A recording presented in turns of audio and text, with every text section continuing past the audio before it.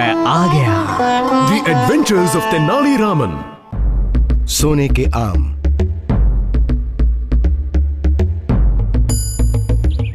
खुशहाल विजयनगरा का एक और खूबसूरत और शांतिमय दिन। राजगुरु जी आ रहे हैं, राजगुरु जी आ रहे हैं, राजगुरु जी आ रहे हैं, राजगुरु। पालकी हिलाओ मत बेवकूफो। बेवकूफो, पालकी हिलाओ मत। मेरी पवित्र पत्रियां। क्या हुआ?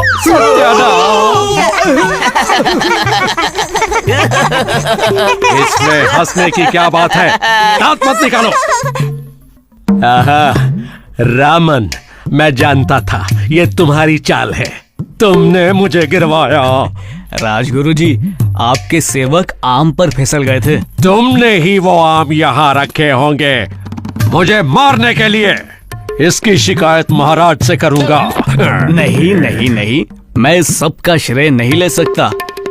आम तो हर जगह दिख रहे हैं। इन्हें विजयनगरा लाने वाले आप ही तो हैं। आपको याद होगा, सोने के आम। कौन से सोने के आम? मैं नहीं जानता कोई। ये सब झूठ है।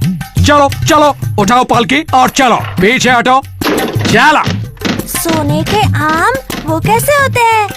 ये एक लंबी कहानी है, बात कई सालों पहले की है। कहानी शुरू हुई एक अंधेरी रात को हमारे महान महाराज कृष्णदेवराया के महल में। आम चाहिए, आम चाहिए। आम। रानी माँ को आम चाहिए। जल्द से जल्द आम लेकर आओ। रानी माँ के लिए आम लाए जाएं।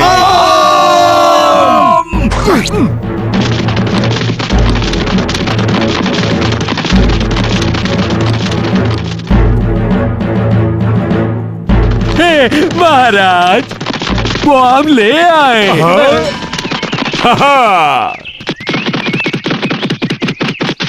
ये महाराज, हम ले आए, बिल्कुल ताजा है। बेवकूफो, मुझे आम चाहिए थे। क्या विजयनगरा के राज्य में एक भी आम नहीं है?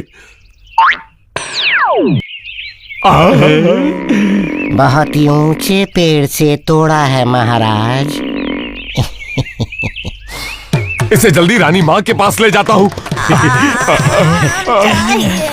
आम चाहिए, आम दो, आम चाहिए, आम दे दो।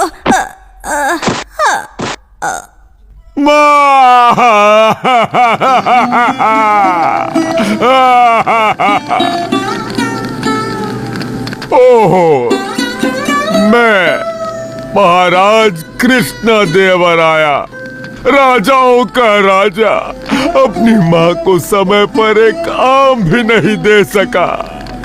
शर्म आनी चाहिए मुझे। बेचारी रानी माँ एक आम के लिए तरसती रह गई।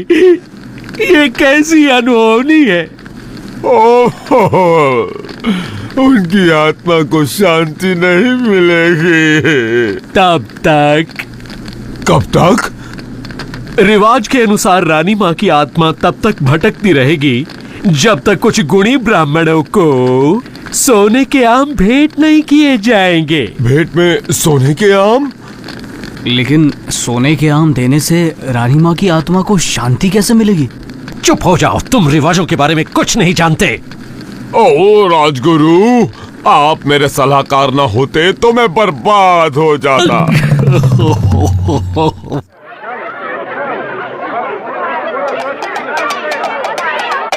सुनो सुनो, महाराज कृष्णदेवराया, राजाओं के राजा, सभी गुणी ब्राह्मणों को महाभोज का आमंत्रण देते हैं। सभी मेहमानों को एक एक सोने का आम दिया जाएगा। सुनो सुनो। महान महाराज कृष्णदेवराया कितने भोले हैं। रानी माँ की आत्मा धन्य हो या नहीं, लेकिन वो मुझे तो धन्य कर ही चुकी है। राजगुरु जी, आपकी कोई भी चाल नहीं चलेगी, क्योंकि मैं चलने नहीं दूंगा। हप हे हप हा हे हा हे हप हे हप हप हे हप हा हप हे हप हे हा हप हू हा हप हा हू हा हे हप हे हू हा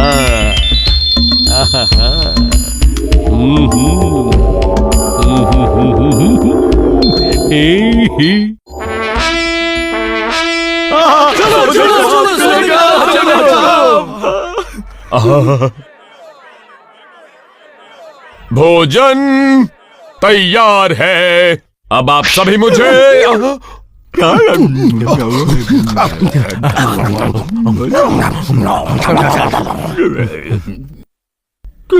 देखो मेरा मेरा वाला कितना मेरा तो बड़ा ही चमकदार है। मेरा भी बहुत चमक रहा है। मेरा भी चमक रहा है।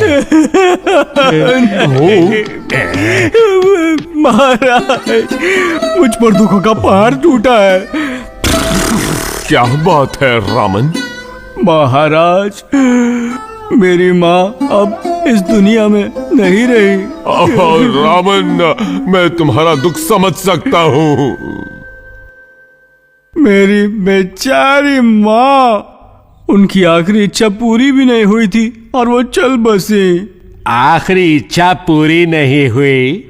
अब उनकी आत्मा भी भटकती रहेगी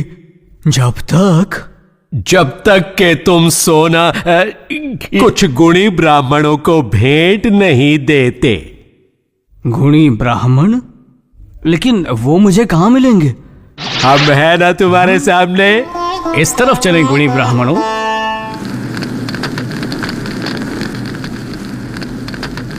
सिपाहियों, सलाखें ले आओ। सलाखें? जी हाँ, सोने की सलाखें। लेकिन तुमने इन्हें गर्म क्यों किया? क्योंकि मैं इन्हें आप में दागूंगा। दागोगे? तुम पागल हो गए हो क्या? ज्यादा दर्द नहीं होगा। मत करो। जाओ जाओ। अरे रुकिए, कहाँ भाग रहे हैं राजगुरु जी? लीजिए ना। रुक जाओ, ये सब क्या है?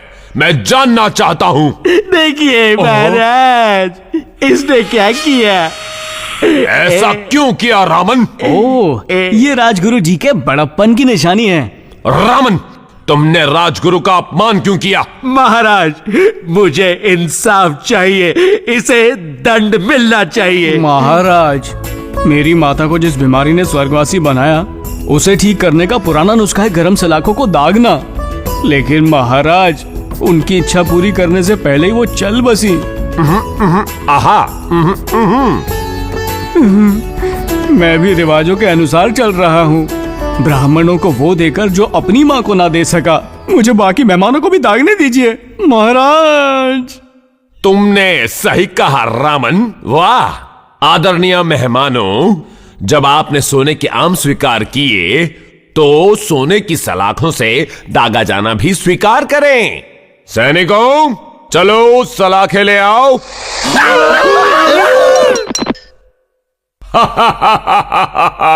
मेरे प्यारे रामन, तुमने मुझे उन लालचियों से बचा लिया। मैं तुम्हारा एहसानमंद हूं। और आप राजगुरु? लेकिन लेकिन लेकिन चुप हो जाइए, आपको सजा मिलेगी। और वो क्या होगी, उसका फैसला रामन करेगा। सत्यानाश, ऐसा मत कीजिए। बस इतनी जल्दी थक गए? अभी तो पूरा राज्य बचा है, जल्दी कीजिए। मेरी बात याद रखना, मैं तुम्हें देख लूंगा रामन।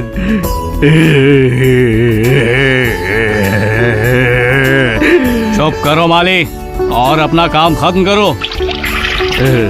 फिर कई सालों बाद पौधे पेड़ में बदल गए और राजगुरु जी के मेहनत की वजह से विजयनगरा राज्य में आमों की कमी कभी नहीं हुई। इतने आम उगने लगे कि हर किसी को दिल खोल कर खाने को मिलते थे।